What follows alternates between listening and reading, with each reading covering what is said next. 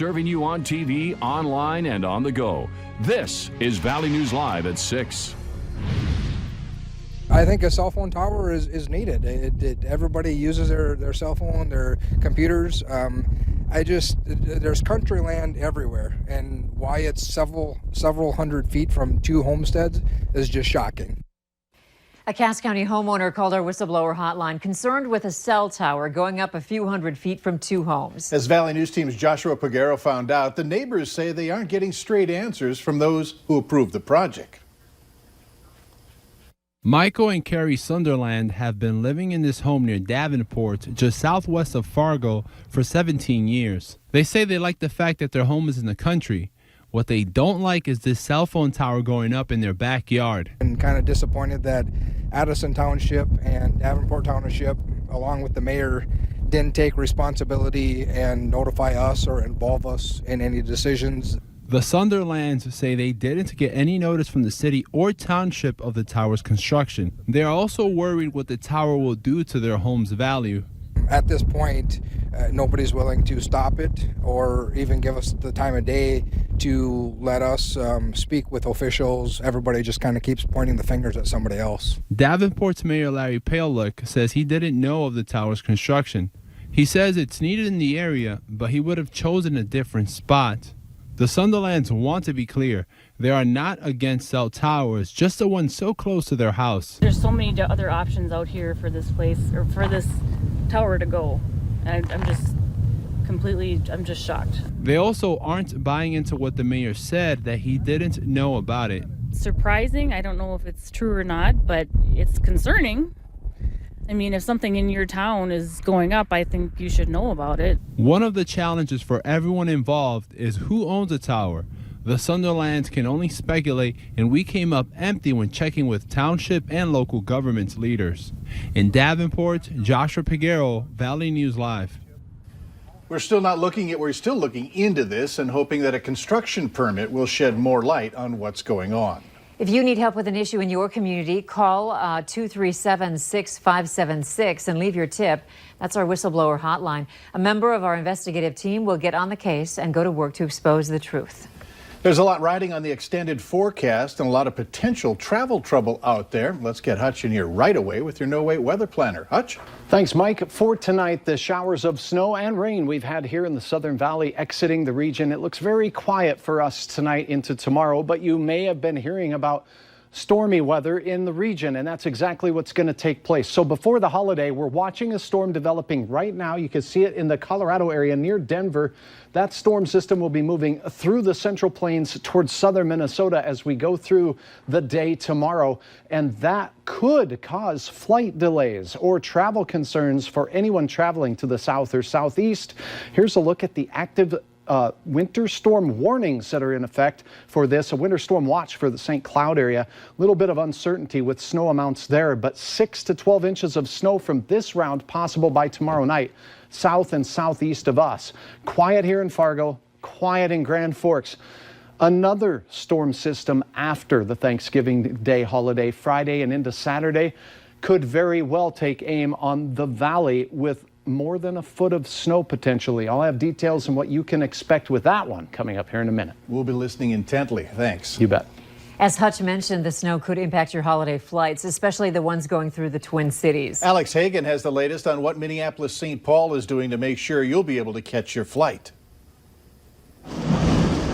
The calm before the storm at MSP. A storm. I am thrilled. I am thrilled. The timing is great. Susie Brock of St. Paul is missing by flying out Monday. Oh my gosh, we could have been trapped. You know, we could have been trapped by the snow, so. But airport leaders are ready to make sure nobody gets trapped when the snow starts falling. You know, it's only been 7 months since the last snowstorm in April, so it's still fresh in our minds. Airport spokesperson John Weldis says around 100 plows are prepped and ready, and it will be all hands on deck. Crews working around the clock until the storm passes. De-icing equipment's been running for several weeks now already. Ready to go no matter how much snow falls. Our crews will be out there making sure that the planes can take off if the weather allows and try to keep things running smoothly here.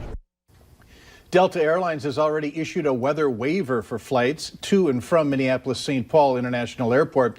The impacted travel date is November 27th. The ticket has to be reissued on or before the 29th. and you'll have to start rebooking your travel no later than November 29th. A student has been suspended after drugs and a BB gun were discovered at Woodrow Wilson High School. Someone reported smelling marijuana in one of the bathrooms. School footage was checked, and that's when the unloaded BB gun and marijuana gummies were found. This was an uneasy start to the school week at Horizon Middle School. That's in Moorhead. A handwritten note threatening school violence was turned in by a student to an employee who immediately reported it to the administration. After it was investigated, the threat was deemed not credible, and the school indicated that appropriate action was taken.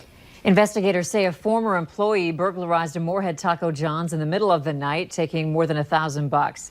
It happened earlier this month, and they say the individual knew the combination to a lockbox where a key to enter the restaurant is located.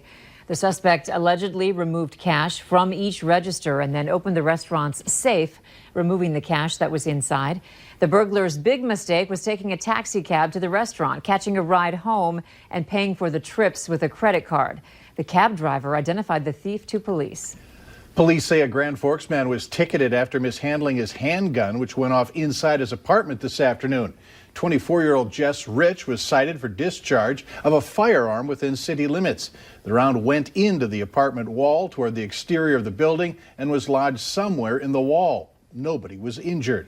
The North Dakota Game and Fish Department is investigating 2 poaching incidents from over the weekend, one in Zeeland and another in rural Burleigh County, where a farmer says he found 2 deer carcasses hung on his posts around his private land. That has now left him with a bad taste in his mouth when it comes to hunters on his property.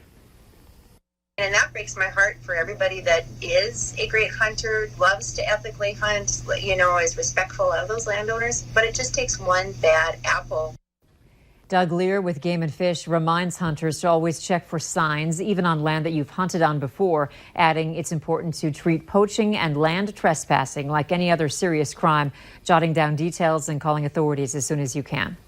Authorities in Walsh County are asking for your help in locating a missing man. Michael Eidenschink left his house in Park River yesterday around noon. He's believed to have gone fishing or hunting around Fordville, but he never came back. He left in a gray Chevy Avalanche, North Dakota license plates 066 ABP. If you have any information, call law enforcement. Authorities are searching for answers and continue to clean up after train cars derailed, spilling grain near Ulen, Minnesota. It happened early this morning. There are no reports of any injuries, and it's not known yet why the train went off the track. The National Transportation Safety Board has been notified and will conduct an investigation. A supper time staple could end up getting you seriously sick. The CDC is advising consumers to not eat and retailers not sell any romaine lettuce harvested from the Salinas in California. That's the growing region. E. coli has infected at least 40 people across 16 states. One person had to be hospitalized for kidney failure in Minnesota. 10 have been reported sick in Wisconsin. If you have any romaine lettuce at home with Salinas labeled as the growing region, don't eat it and throw it away. A young boy who plunged 3 stories when he was thrown from a balcony at the Mall of America is now walking perfectly. 5-year-old Landon was attacked inside the Minnesota Mall. A stranger grabbed the boy and threw him over the 3rd-story balcony. He suffered critical injuries, finally leaving a hospital in August. After a lot of physical therapy, a fundraising website says his limp is gone and he has returned to kindergarten. The man who threw Landon pleaded guilty to attempted murder and was sentenced to 19 years in prison. Cute kid. Glad to hear he's doing better. Yes, absolutely. Later on Valley News Live at 6, highway crews are gearing up for what could be some challenging work ahead. And the wintry weather heading into the holiday will mainly impact areas south of the valley and will be quiet, but it's after the holiday when we could see significant snow. The latest in your hour-by-hour forecast coming up next.